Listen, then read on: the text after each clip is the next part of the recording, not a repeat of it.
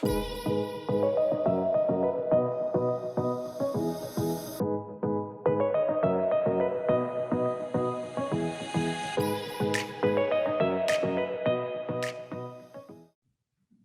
evening, everyone, and welcome to our Region 1 Comprehensive Master Plan Town Hall. I actually think this might be the last one or one of the last ones. So welcome again. I am Melanie Pierce, the Region 1 Superintendent, and I would just briefly like to thank you all for joining us this evening. Our goal is hopefully to provide a little more clarity on the recommendations for the plan, and then more importantly, to hear your feedback, to be able to answer any questions that you may have. So at this time, I am going to turn it over for greetings from our superintendent, Mrs. Cheryl Watson-Harris. Thank you, Mrs. Pierce, and thank you to all of our Region 1 stakeholders that are in community with us this evening. We know that it's probably been a long day for everyone, and we appreciate you prioritizing this time to be with us for our CMP recommendations, presentation, and conversation. I do just want to say thank you to all of our Board of Education members who are logged on. I know that they have also prioritized these sessions, and we just want to thank them for their support and leadership. I also saw a number of our principals in the chat room or the panelist attendees list. So we want to thank you. We know that you've also had a very long day, and we appreciate your partnership and your leadership. And thank you for joining us this evening. We're happy that you've joined us for what we hope will be an informative town hall meeting. This meeting, as well as all of the other meetings that will follow, is our second phase of a partnership between you, our valued stakeholders, and the school district. This partnership is essential and important because it will serve as another opportunity to provide increased quality instruction, programs, and facilities for our scholars. The Comprehensive Master Plan, or the CMP, process touches every aspect of our strategic plan and our strategic plan focus goals. However, goal area number 1, student success with equity and access, and goal area 5, facilities, will be the hallmark of this project. The CMP is not only a reflection of our strategic goals, it's another stroke on the canvas of our vision for the DeKalb County School graduate and all of the experiences we want to provide for our scholars. Please understand that what is presented this evening, these are only recommendations. They're only recommendations at this point. And during this phase of the process, we want your feedback on what is being proposed. I can say, having been a part of a number of these town halls now, that the presentation is lengthy, and we will only have limited time to respond to your questions during this session. However, all questions will be answered and posted on the CMP webpage, and we will also provide you when Mr. Williams comes on with our CMP email address, as well as the survey that you can find on the CMP webpage. We just want to underscore that's the best place to send your feedback after this session, because we will use the information compiled there to identify trends and lift up the opinion and the feedback of our larger stakeholder community. So with that, I'm going to turn it over to our partners in our Division of Operations, as well as our partners with Perkins and Will. Thank you again, and I look forward to hearing your feedback after the presentation. My name is Hans Williams. I'm Director of Planning and East Boston Programming with the DeKalb County School District.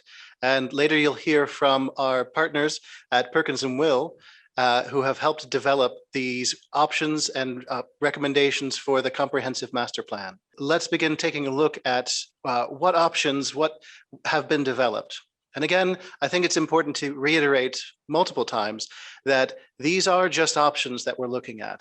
You'll see as we go along that the phase of the comprehensive master plan we're in right now is one where we still need feedback. We're still developing these options that will become recommendations in the draft comprehensive master plan, where we will garner even more feedback that will become finally the final comprehensive master plan.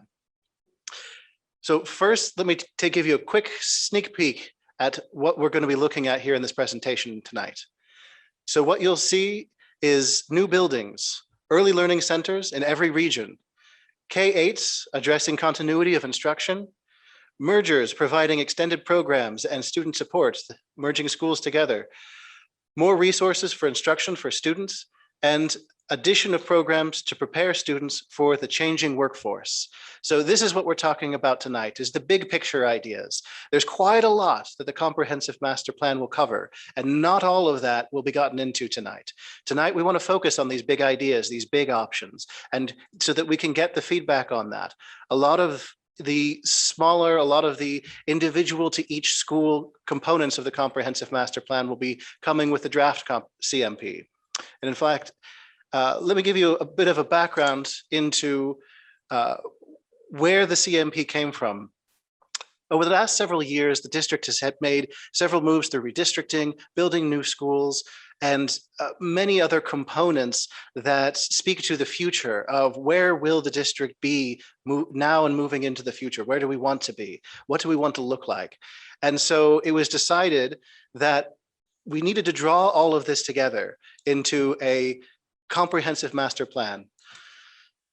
So from that, we developed, the idea is to look at not just where are we as a district, but also where do we fit within the greater DeKalb County. Talk to, of course, the school district stakeholders, leadership, our parents, our community members, but also talk to cities and the county and truly look at comprehensively where we want to be in 10 years.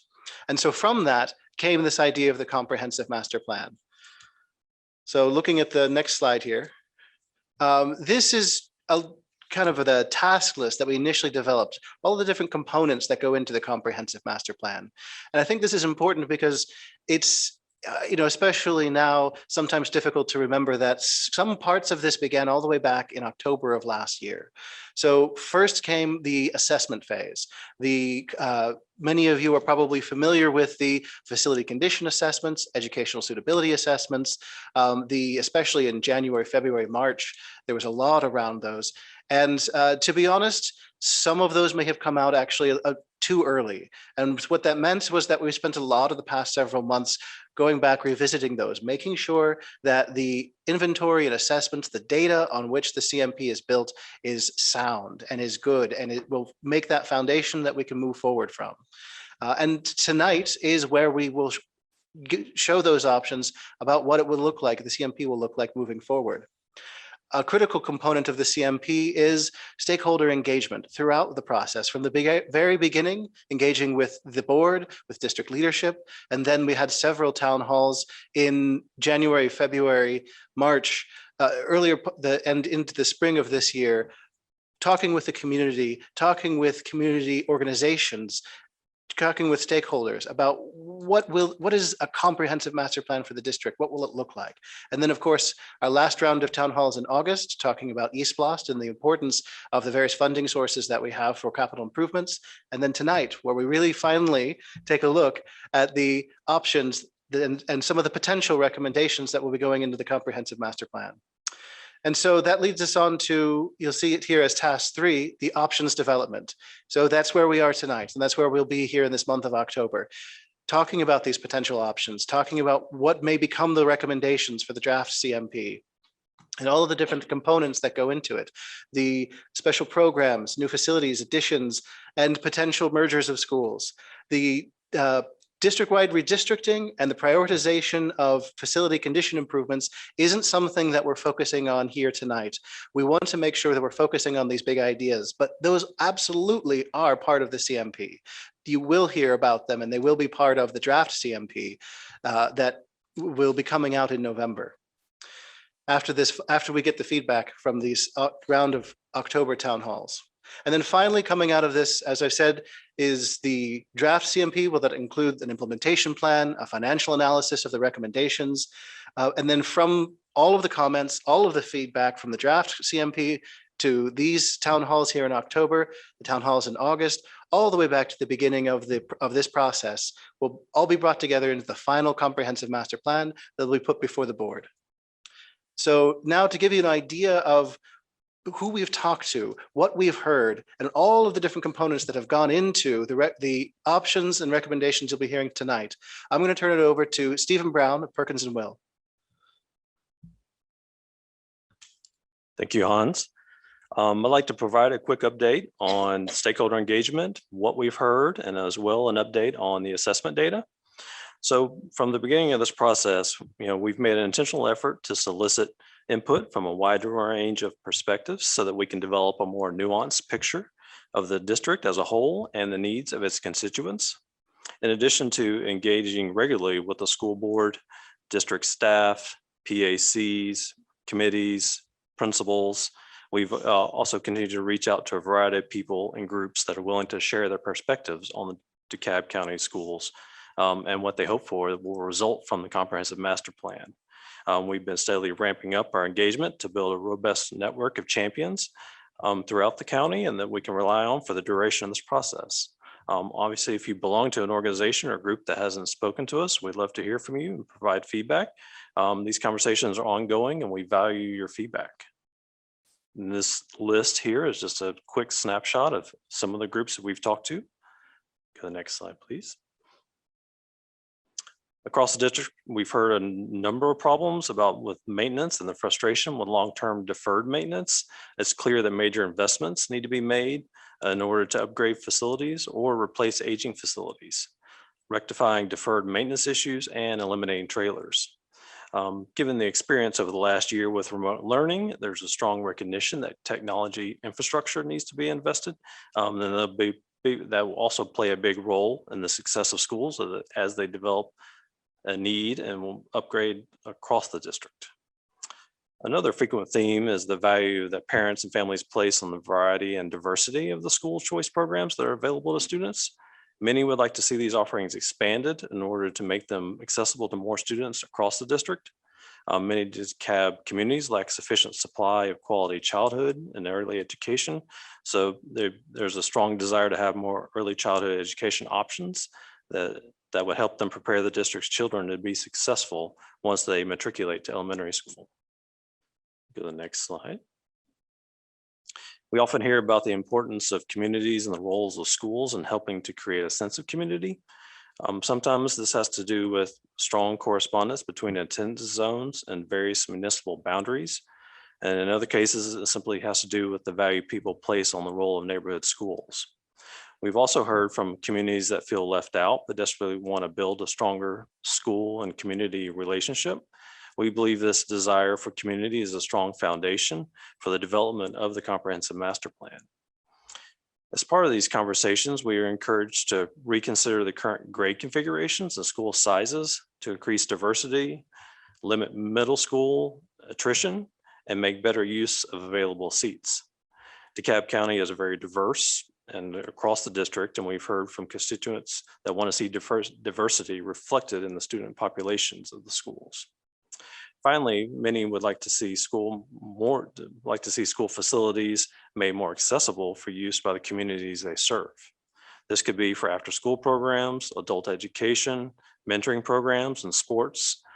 Since some school facilities are so prominent in many communities, it'd feel like a shame that if they weren't used more often outside of regular school hours.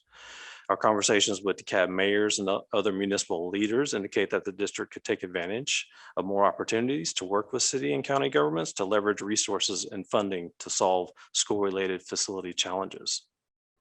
Go to the next slide, please. And throughout this engagement, we pulled a few quotes that really spoke to us about what the master plan means to the community. We talk about equity, facilities, and infrastructure, thinking big, and also the worry about redistricting. Next slide. Also, we want to provide an update where we are with the assessment data. Within the last 2 weeks, we've provided updated versions of the draft reports that have been published to the CMP website. These include the FCA reports, ESA reports, capacity, and school inventory. I'd like to thank all the community stakeholders and regional maintenance staff, PACs, principals, everyone that's been able to provide invaluable input throughout this process. As stated here, these reports will remain in draft form until the final comprehensive master plan is issued. Recently we received updated enrollment numbers for special programs, and we'll have that report updated and published very soon. Next slide. Regarding the updated FCA reports, we just want to reiterate that, as part of this, it's part of our QA/QC program. These reports now incorporate all the feedback that we received from all the constituents. They've been reviewed internally and externally by the district as a whole. And then what you'll notice as you look at these reports, that for the most part, most of the scores have remained relatively the same. Schools in poor condition are still the same, and those targeted for upgrades remain. Next slide. With the updated FCA scores, we've created a graphic here just to show the averages by the cluster and the region, so you can get an overall perspective on how facilities perform across the district. And please note that while these reports are important, they're only one component in a list of many that will inform a prioritized list of needs as we go through this options development. And I'll turn it over to Barbara Crum as well. Thank you. Stephen's talked a lot about where we are with sort of assessing and hearing from everybody. And I'm going to talk to you a little bit about what we're proposing as recommendations. And just to reiterate what the superintendent said, these are absolutely recommendations. This is our first time presenting to you. We want to think big, but we want you to have input. You've been wonderful all the way through this and had a lot of input. Don't stop now. Let me say there are a couple themes that have continued to rise in all our occasions, and I wanted to share them with you because I think they really give a lot of sort of guidance to the master plan. Change is hard, no matter what, change is hard. And so we're looking at change. We're looking at change all the way across the district. We want to make the district better for everybody and every student. So we know change is hard. The other sort of thing that stuck with us, next please, throughout all of our conversations with everyone, is that everyone gets something, but no one gets everything. And what we're trying to do is provide across the district equity. And so we really are listening to everybody and trying to really give something to everyone. Next, please.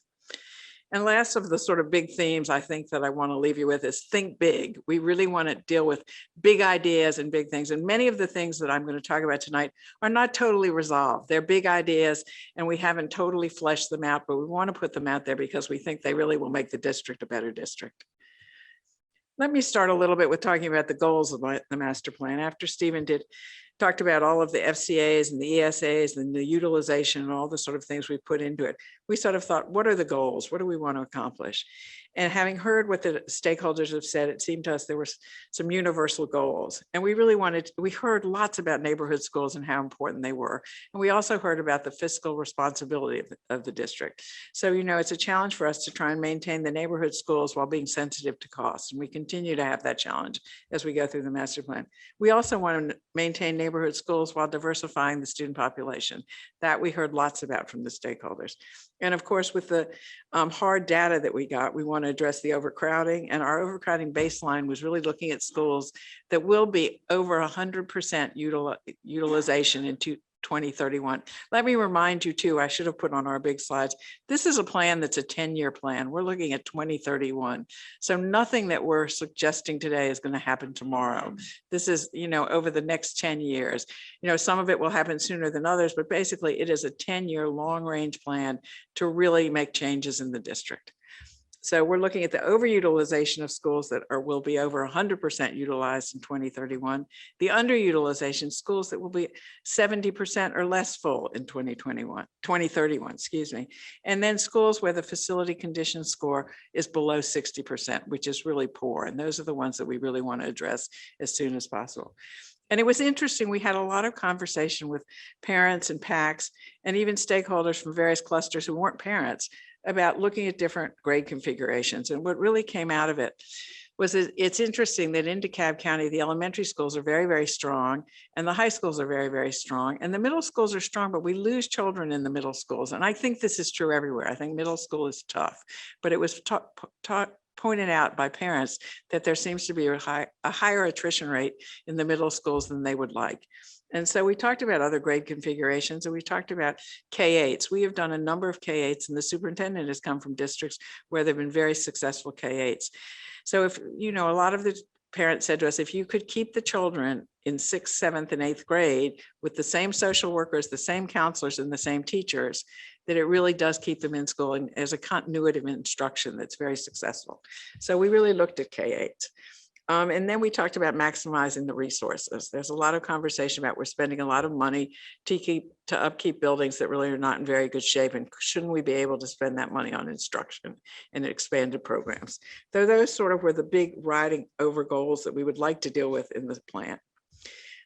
You know, those are sort of big picture things. There were some other things that sort of drove us in where we looked at how to, you know, either build schools, move schools around, look at some mergers, and they were sort of 3 factors. And the first one really was building clusters around the feeder pattern. Again, looking at what exists in the district, you have very strong high schools that have about a 600 student capacity and very strong middle schools size-wise that have a 1,200 student capacity. And what that meant is the class coming into 6th grade is usually around 400 students, and that class matriculates all the way through 12th grade. So we have tried to set up the feeder patterns and arrange the elementary schools so they all feed into a middle school with 400 students. So that drove some of our reclustering that we're suggesting. The other thing we looked at early on, you know, you look at the district and there are areas where schools are very overcrowded, and you look at the districts where the area where schools are very underutilized. And we thought, you know, can you just send the overcrowded children to the underutilized schools? And in fact, it doesn't work in a district this big. The distances are such that we just came to say, we can't absolutely align the population with the seats with any reason. So we just accepted that there are going to be some geographic discrepancies. And thirdly, we looked at expanding programs. And this was the one where we really did have a lot of conversation. And this is a tough conversation.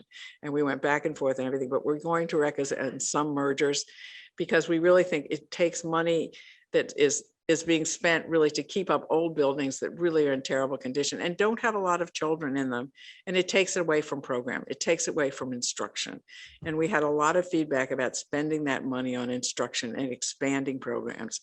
If you could add more programs and add more staff, you're much better off. So that was really a driver for us. And we sort of did some research on this because we heard you loud and clear about neighborhood schools. And we didn't want to just say, you know, we're going to consolidate this and that. So we went and looked at other districts, and we did find that, you know, most districts with a population of 90,000 students don't have anywhere near 130 schools.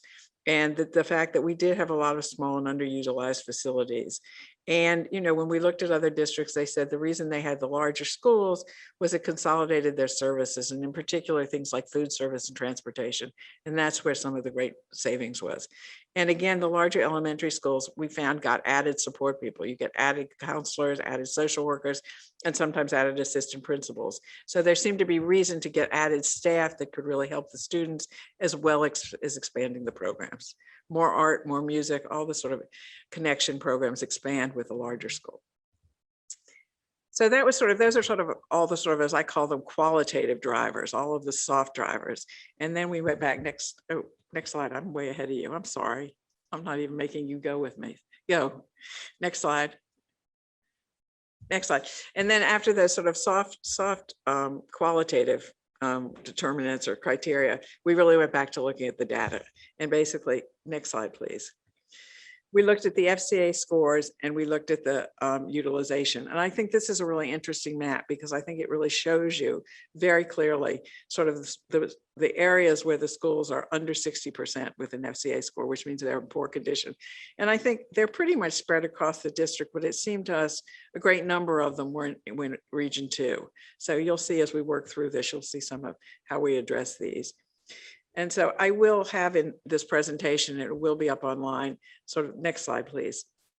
The list of the schools and the lowest FCA scores. So you can begin to see why we address certain ones immediately in the plan. This will be, I know you can't read it, but it will be on the website. The next map, next slide, please. The next map, which I think, again, is really graphically very strong. You can see the schools that will be under 70% utilized and the schools that will be over 100% utilized in 2031. And remember, this is 2031 we're looking at. Some of this is true today, but it's going to be very true in 2031. And you'll see again that the schools that we really need to address, the big overcrowding is in Region 1 and Region 2 and Region 4. That you'll see that's where we have the real growth in the next 10 years. Next slide, please. Again, this will be online and you can see it, but I have really categorized for you the schools that have the biggest overcrowding and the strongest underutilization. So you can see which ones we want to address for the overcrowding and which we want to address for the underutilization. Again, I apologize, you can't see it here, but you will see it online. I think these maps are great too. The next slide, please. These maps are just great visuals, I think, to show you. This is 2030, 2031 utilization. And the first one's the elementary schools, the next one's the middle schools, and the third one is the high schools. So you really can see the migration and sort of where the growth is going to be, you know, across the district in terms of various schools. And it's interesting, the elementary schools begin to grow back again.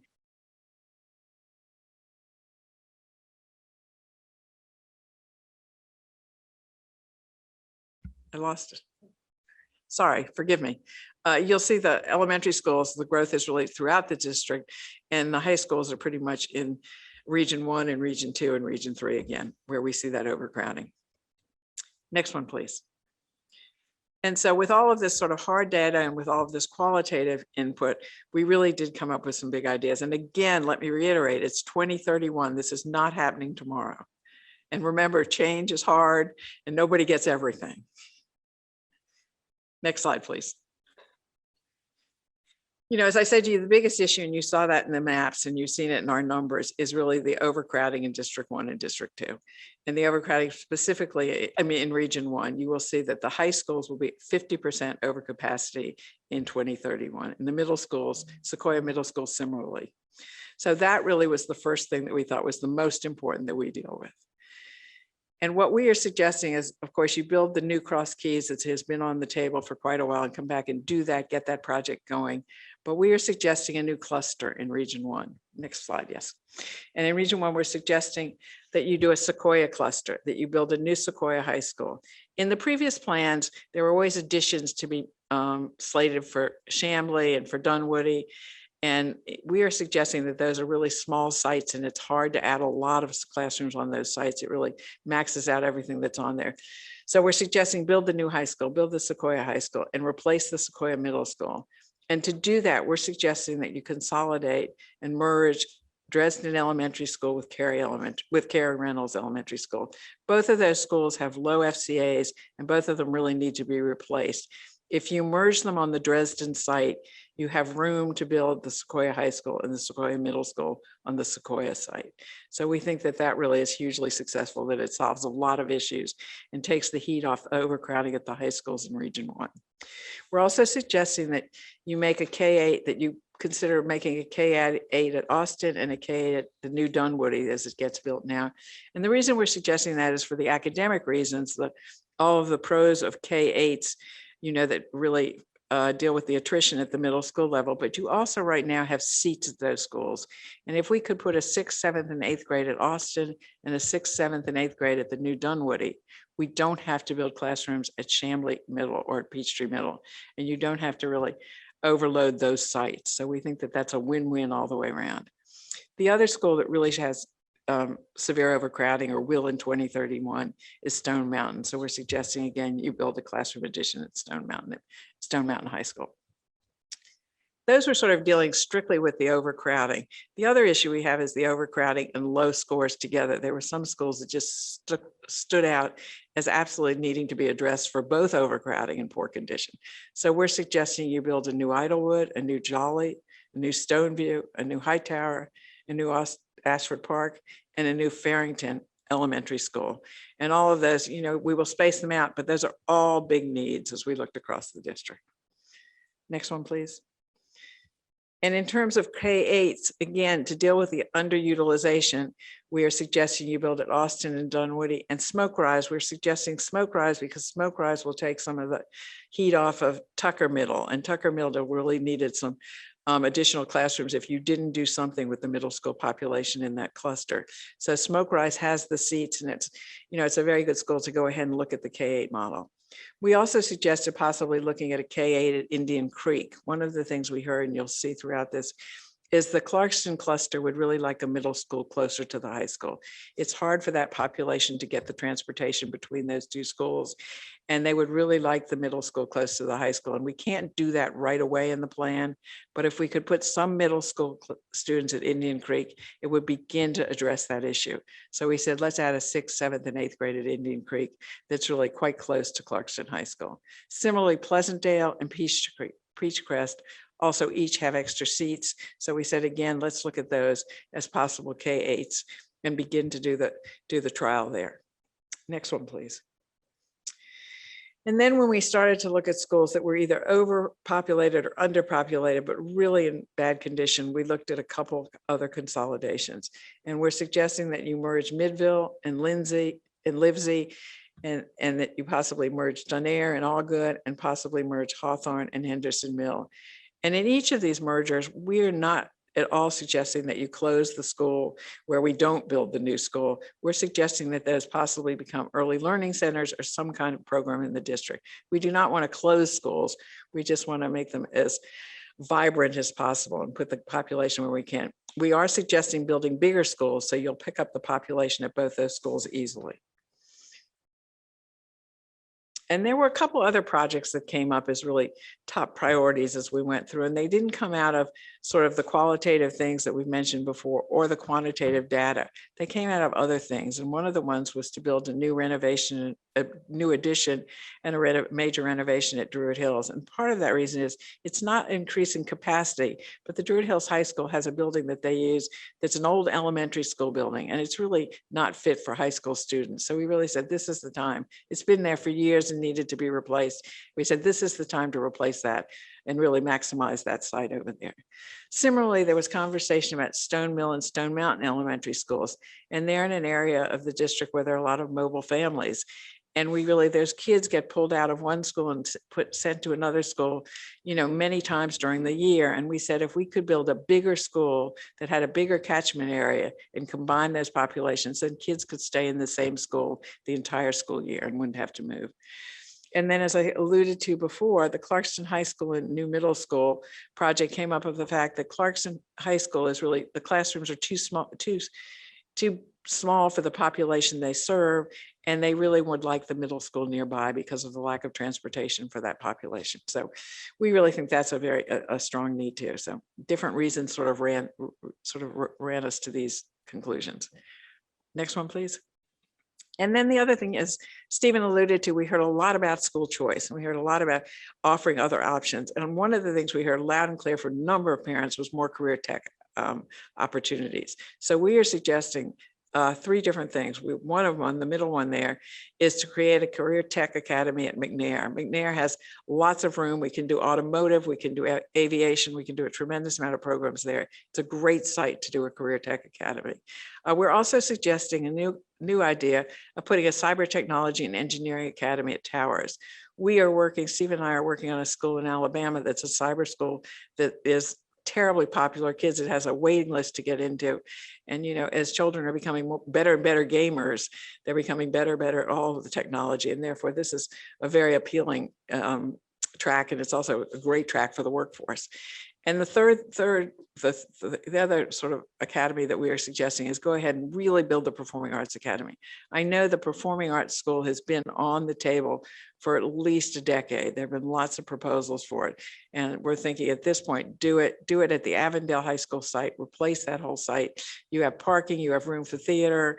There are lots of sort of opportunities on that site, and it's centrally located. It's very easily accessible. So we're saying, let's go ahead and really do that Performing Arts Academy. And the fourth thing there, we heard loud and clear from the parents at Wadsworth and Kittredge to please make those go to 4th through 8th grade. And that made great sense to us that right now, 4th through 6th grade, those children are going into middle school in the middle year, and it's hard to be acclimated and to come in when everybody else has been there for a year already. So we definitely think take that through 8th grade and let all those children enter high school at the same time. The other just sort of a caveat there, just to add to the thing, is we heard across the board that, you know, parents, students, everybody would like to have more high achiever programs at all the schools for equity and access. So we are working with the school system to sort of address that. So we just put it out there as we've heard it loud and clear. Next one, please. The other thing I think Stephen or Hans alluded to early on is we're looking at early learning academies and basically early learning centers. We'd like to begin to put one in every region as soon as we could. And you can see at the bottom there, we'd like to put potentially some, when we merge schools at the school that's left, we'd love to turn it into an early learning center. But basically out of the box, day one, we'd like to put one in each region. And you can see the list there. So that was sort of the big picture. There are a few other things that I'd like to share with you, but those are the big ideas that I think would really make a huge difference in the district in terms of saving money, in terms of expanding programs, in terms of dealing with overcrowding and dealing with underutilization. Just quickly going by region, I'll go through these real quickly. You know, in region 1, as I said to you, we talked about the new cluster, and the new cluster would, thank you, the new cluster would be fed by Cary Reynolds, Doraville United, Dresden, and Oak Cliff. We were suggesting to diversify the population and to sort of get to where our feeder patterns are right, and we get the 400 students going into 6th grade. We're suggesting moving Hightower and the new Dunwoody to the Chamblee cluster, moving Ashford Park to the Cross Keys cluster, and really balancing out the clusters. And then long-term, we're suggesting build the new Hightower, build the new Ashford Park, and you will build the new Dresden with Cary Reynolds to open up the site for Sequoia. Similarly, the K-8s I talked about at Austin and Dunwoody, and the Early Learning Center at Kingsley.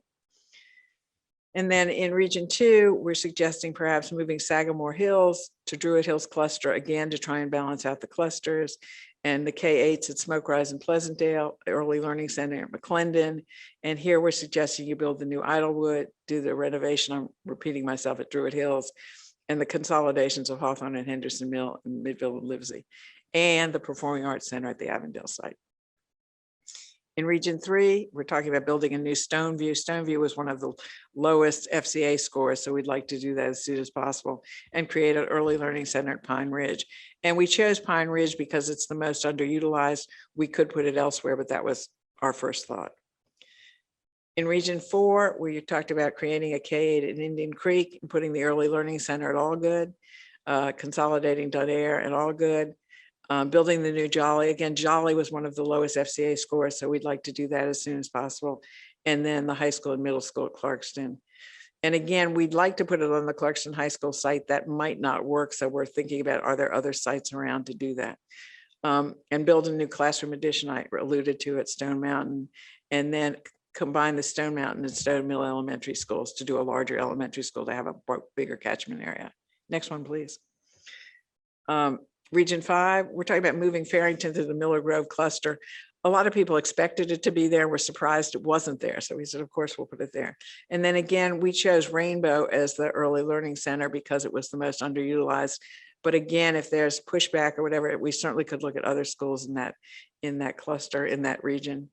And again, building there a new Farrington and a new Chapel Hill schools that both had low FCA scores.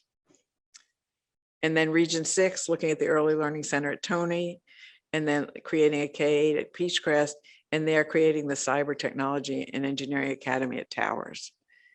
And in region 5, we're suggesting that you create the Career Tech Academy at McNair. And here we're suggesting you fold in the programs from DeKalb Tech South, which are very successful, but are really oversubscribed. There's not enough room to expand them there. So to make McNair's Career Tech Academy really vibrant, we're suggesting you fold those programs in there.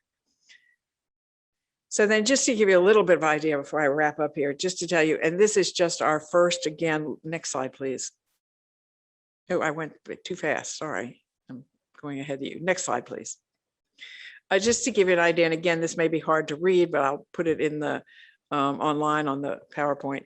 Basically, we sort of looked at a 1 to 2 year, 2 to 5 year, and 5 to 10 year, looking at how to sort of phase these programs.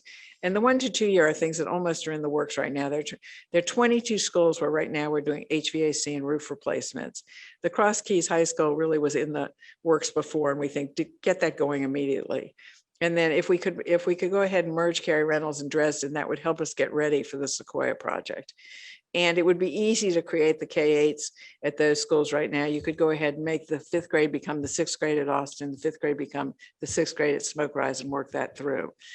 And again, the other project, much like Cross Keys, that's been on the table for a long time, is the Arts Center, the Arts Academy. So we thought if you could go ahead and begin the programming, the concept design, and possible fundraising for that. There was conversation with many people about the Performing Arts Academy about, making it really countywide and really beginning to get fundraisers, public and private fundraisers, and really make it a special school. So we thought we ought to look into that as soon as we start doing programming and concept. In the 2 to 5 years, we were looking at the Sequoia project. We were looking at Druid Hills, possibly the Clarkston, if we could figure out a site for the middle school. And then, as I said to you, the elementary schools with the really poorest condition were Idlewood, Jolly, and Stoneview. So we said, let's get those going first. And Dunair and had a very poor condition. So we said if we could get that consolidated, and possibly Henderson and Hawthorne, again, low FCAs, those buildings need to be addressed. And then if we could go ahead and merge the Stone Mill and Stone Mountain, we thought those would be priority projects. And then you could easily do the early learning centers at All Good and Rainbow, the K-8s at Indian Creek, Peachcrest, Pleasantdale, and really get the Performing Arts Center, Performing Arts Academy, the Career Tech Academy, and the Cyber Tech Academy, really get them going as soon as possible and really make a difference to the district. And then a little further out, the 5 to 10 year is across Keys Middle School, the Stone Mountain High School additions, and then the other elementary schools, and the merger of Midville and I got it wrong, Midville and Livesey. I made a mistake there at the Livesey site. Forgive me, there's too many words in there. And then create the early learning centers as those other schools become open. So basically, that's pretty much the plan. And then the other thing I just wanted to throw out here, because I know there was so much conversation about the HVAC and roof replacements, I just wanted you to see 22 of them are already in design or in construction. And Hans and Richard and their team are working right now with really lining up the next group with CARES funding and getting ready for the next project. So we really are trying to address all of the HVAC and roof replacements, as well as other projects that you told us about, that they are really lining up to happen as soon as possible. And finally, just to reiterate, next slide, please. Just to reiterate, what we really are trying to do in summary, we're trying to address the overcrowding, as I said to you, with new facilities, try to address the underutilization and poor facility condition by merging some schools, create new opportunities, create the K-8s, create the early learning centers, increase the diversity and equity by redistricting a bit and changing some feeder patterns, and really trying to expand programs and really be good financial stewards of the district's money. So on that note, let me take you to the last slide. I put an awfully lot out there. As the superintendent said, this is recommendations. This is not the end all be all by any means. I wanted to tell you, we're thinking big. We want to think across the whole district. We're trying to think of new and exciting things that really will improve the education in the district and really have an exciting sort of student body and parent body. So we'd love to ask you which things excite you most about the CMP vision. And we'd love for you to go to the Menti site and put in, any of these things that really seem exciting to you. And if there's others, please add them to them. So see the Menti site. Thank you so much. And please, we are open for questions. Good evening. There are a ton of great questions in the chat this evening.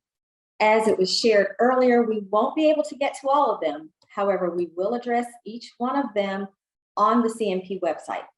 So at this time, I am going to kind of try to get to as many as I can. Let me just skip around here. When is Austin supposed to become a K-8 and how will it be implemented? Will you phase in starting with a 6th grade, or will you pull a group of 6th through 8th from Peachtree and relocate them to Austin? Anybody want to take a stab at that one? I'll go ahead and start. The idea with Austin is the exact timing of when it would become a K-8 is part of what's being discussed now for the draft and final CMP.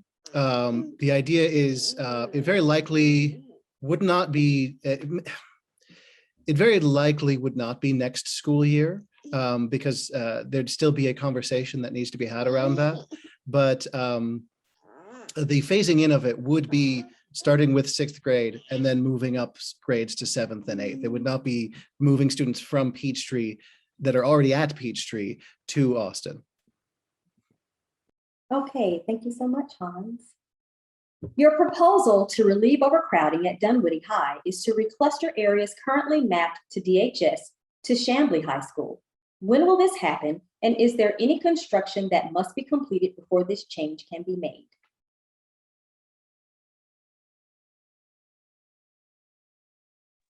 Do you want me to take it, Hans? We'll both look at each other, forgive us. We can't do all of those changes until we build the new Sequoia High School. So the first things we'd like to do is move Carrie Reynolds off that site so we can begin to build a new middle and a new high school at the Sequoia site. And as soon as that's done, then we can begin to redistrict all the high school students and move them south. Similarly, we're trying to get Cross Keys built as soon as possible. And we're suggesting that we build both Cross Keys and Sequoia High School at 1,800 students. So there'll be bigger high schools. And the numbers are such when you plan for the 2031 numbers, with those 2 bigger high schools online, you will relieve the overcrowding at both Chamblee and at Dunwoody, and neither school should need trailers at that point, based on the 2031 projections. But honestly, to tell you, it's probably 3 years out before we can design and get built both those high schools. So you're talking about probably the fall of 2025, I would bet that those schools would open. Thank you so much for that, Barbara. I'm going to add on to what Barbara was saying. The vehicle that redistricts students from Dunwoody High School down to Chamblee will be the new Shallowford Elementary. So it'll be the redistricting around when that school opens, determining what the attendance area for that school is. And then that is also when we'll be talking about what the high school lines may look like. But as Barbara said, it really is going to depend on when the new Sequoia cluster can open and the new Cross Keys, when all of the high school capacity comes online, when that can actually be implemented. So it will be several years, yes. Thank you for that additional information. Will K-8 schools provide same extracurricular activities as existing middle schools? Yes, the answer is to that. We are looking at the sites and trying to make sure we're possibly, if we have to acquire a little more land, to be able to do some kind of athletic facilities.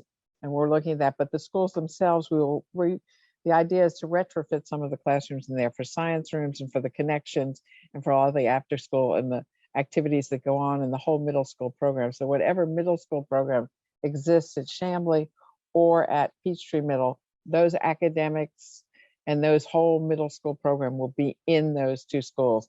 We are really trying to address the athletic issue because that's the one that probably is the most difficult. Thank you so much. Would you consider K-6 for all feeder schools to Peachtree Middle School? This seems to address equality while also allowing for sports, arts, STEM, and foreign language for all students attending Peachtree. The short answer, I think, is yes. The whole reason for presenting big picture options like this, and in a way that, there are a lot of questions as far as how exactly will this work out, is so that we can think about not just what's presented here tonight in these October town halls, but what are some other options? What are some other things before we get to the draft CMP? And so the idea of a K-6 or something like that for the Dunwoody cluster has come up. It is something that we are looking at.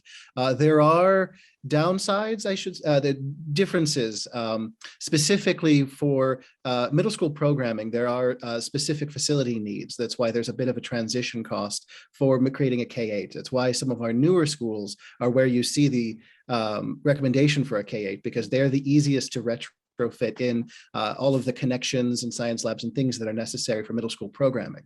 And it makes a lot of sense if you're adding 3 whole grades to a school to make it from K-5 to K-8. For only one grade for sixth grade, though, it becomes a different matter. And so there are things where we need to look at to say what facility needs would there be for that, to make sure that the academic programming necessary for middle school is there, and is that something that can be easily retrofitted into an elementary to make work, or would it look a little bit more like one more elementary grade? And that's something that funding is a bit different for, and so we're looking at that aspect as well. Thank you so much. We are still sketching things out. Does expand mean building onto the existing Kittredge facility or a new facility altogether? Need to ensure same space is not reutilized, as that means smaller slots for students. We do know that the Kittredge site, you really can't add grades to, that it is a tight site. So the gist would be to relocate that school. I like the idea of early learning centers. However, does it make sense to place them in the northern area of the district? Wouldn't it make more sense for them to be centrally located so the region as a whole can benefit? Yes, we've had some conversation with the Kingsley PAC, and we talked a lot about this, and we realized that it probably makes much more sense to locate the early learning center somewhere more southern in the region, and we are looking at what the possibilities are. So we heard you loud and clear, and we are looking to try and find the right school that's more centrally located, more southern in District 1, in Region 1, excuse me. Thank you. How do the recommendations shared on the previous slide address the overcrowding at Dunwoody High School? Well, I'm probably missing the previous slide. I'm sorry, but Right. but it does. The idea is really to bring 2 new high schools online that are bigger than one totally new high school, one replacement high school that are bigger than the existing ones. And as I say, looking at our demographer's forecast for 2031, when both of those high schools come online, that will address the overcrowding both at Chamblee and at Dunwoody. And at the Cross Keys, all 3 of them are way overcrowded right now. Okay. And we have time for one more question. Where does the Cross Keys cluster go to middle school? I'm so glad you asked that, because that's the one I wanted to answer. Thank you so much. This is an issue, and we are dealing with this right now. We have added to the plan a Cross Keys Middle School as one of the big priorities, because we realized that wasn't taken care of. But we also are looking at possibly doing that whole cluster as a K-8, and that probably we'd love some feedback on. There were a lot of questions in the chat I looked at that said, why don't you do a whole cluster as a K-8? And that seems to be one that we really could look at. So we're sort of looking at whether we would build a new middle school or whether we make all of the elementaries in that area K-8. And I think they're both very viable solutions, and we'd be interested in getting feedback. So send some feedback on that question, if you would, into the CMP website, and let us know how you feel about making the whole Cross Keys cluster a K-8 cluster. Thank you so much. Those were some really great questions, and there are a ton more great questions out there, which we will answer on the CMP website, as stated earlier. And at this time, we will turn it over to our superintendent, Mrs. Watson-Harris. Thank you so much, Dr. Stevenson. Thank you, Hans Williams and Barbara Crum, and all of our colleagues and partners in our operations division, as well as Perkins and Will. Thank you to everyone who attended this town hall this evening. I believe we have 99 comments in the chat. We will again respond to all of the questions, the ones that we're able to at this time, on our CMP webpage. Again, everyone is encouraged to take the survey on the CMP webpage, as well as send any additional questions via the CMP email box. While I love to receive firsthand comments and feedback, I really am encouraging everyone to use the tools that we've set up, because that's where we will go to triangulate the data, to identify the trends in terms of what is landing really well with our stakeholder group, and what you have concerns about. So again, we thank you for attending this presentation, and we look forward to continuing the conversation in the coming weeks and months ahead. So thank you so much, and I hope everyone has a great and safe evening.